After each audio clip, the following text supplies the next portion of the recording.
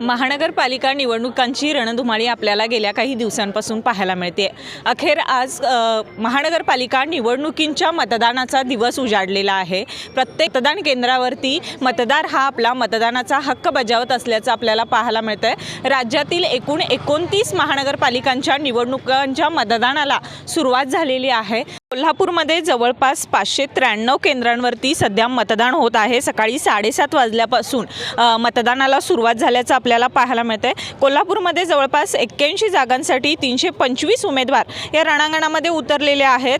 कोल्हापूरमध्ये खरं बघायला गेलं तर महायुती आणि महाविकास आघाडीची प्रतिष्ठा पणाला लागल्याचं आपल्याला पाहायला मिळतंय। महायुतीमध्ये भाजप 36 जागा, शिंदे शिवसेना 30 जागा, अजित पवार राष्ट्रवादी 15 जागा असे महायुतीचे उमेदवार या रणांगणामध्ये उतरलेले आहेत। आता मतदार राजा नेमका कौल कोणाला देणार हे पाहणं गरजेचं आहे। महाविकास आघाडीचा विचार करायला गेलं तर महाविकास आघाडीमध्ये काँग्रेस 75 जागा, ठाकरे शिवसेना 6 जागा असे उमेदवार या रणांगणामध्ये उतरलेले आहेत।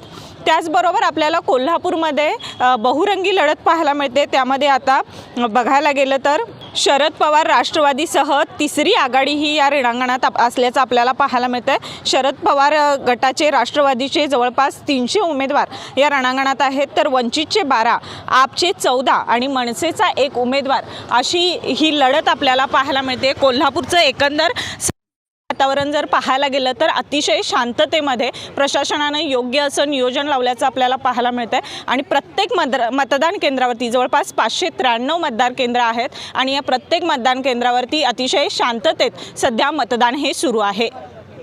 TV नेक्स्ट मराठीसाठी मी ऐश्वर्या पाटील सोबत रवी।